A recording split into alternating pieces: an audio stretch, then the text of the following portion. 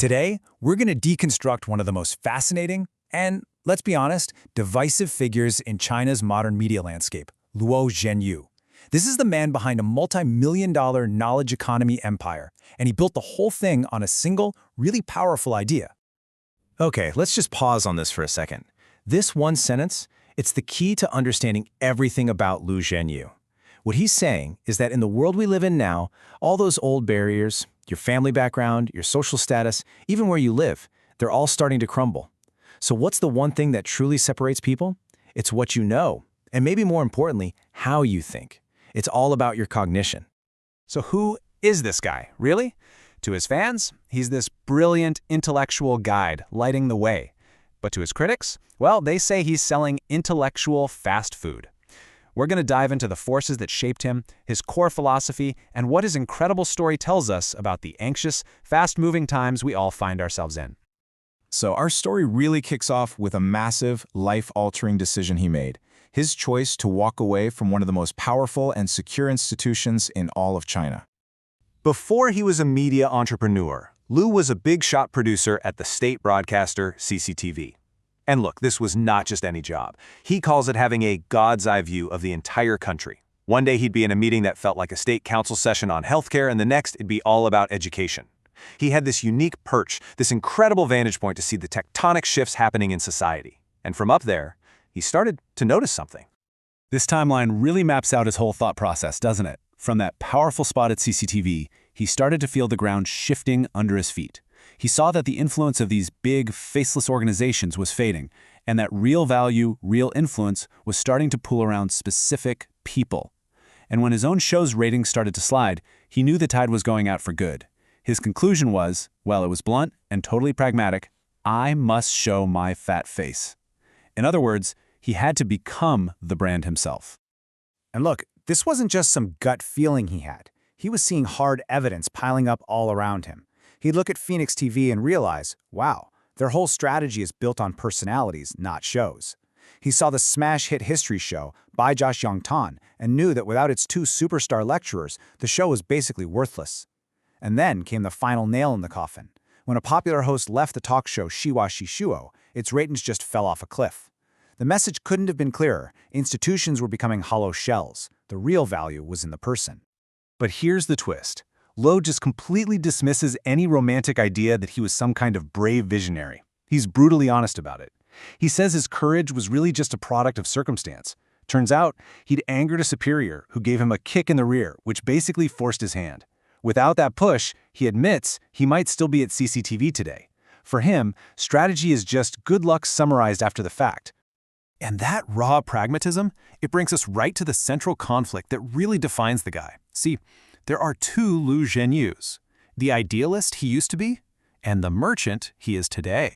When he was a kid, a friend of his literally stole a copy of Will Durant's The Story of Philosophy from the library because it was just that good. Reading it, Luo felt what he calls ecstasy. It was the first time he saw knowledge not as some chore you do for the future, but as something beautiful and alive, right here in the present. He was moved by poetry, inspired by passionate professors, a true idealist. Now contrast that with the man today. He says point blank, I have no sentiment. I'm a merchant.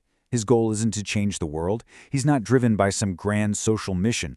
His only goal, he claims, is to make the most of his own life, to become the absolute best version of himself that he possibly can. It's a total 180. And this chart just lays it all out perfectly, doesn't it? The two selves at war inside him. On one side, the young man moved by the transcendent power of ideas. On the other, the middle-aged entrepreneur who sees knowledge as a practical tool. The romantic versus the realist. This tension, it's the engine for his entire enterprise. So how does this modern, pragmatic version of Luo navigate the world? Well, he's got this powerful metaphor he uses. He says entrepreneurs like him are just little mice in a maze. You have no idea where the exit is. The path that looks super promising might just be a dead end. The maze was designed by God, and all you can do is just try to find your way through.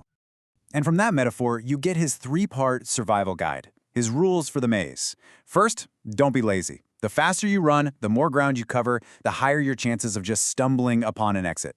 Second, don't be stubborn. If you hit a wall, you've got to admit you were wrong, accept the slap in the face, and change direction immediately. And third, don't be muddled. Don't be an idealist clinging to some fantasy. You gotta be a clear-eyed realist. Okay, so this hardcore realism, this is what leads to the biggest criticism people level against him, that he strips knowledge of its soul, turning it into just another commodity you can buy and sell. Lau's defense is, well, it's simple and it's sweeping. He argues that the hunt for efficiency is the general law of the universe. I mean, why do we read books? To efficiently absorb someone else's entire life experience without having to actually live it ourselves. He sees what he's doing as just taking this fundamental human drive and pushing it to its logical conclusion for the internet age. And you know, he doesn't see himself as some great scholar. He's got another metaphor for this one. He's a clown in a great hall. He imagines this hall where everyone is huddled in their own little corners, trapped in what he calls information cocoons.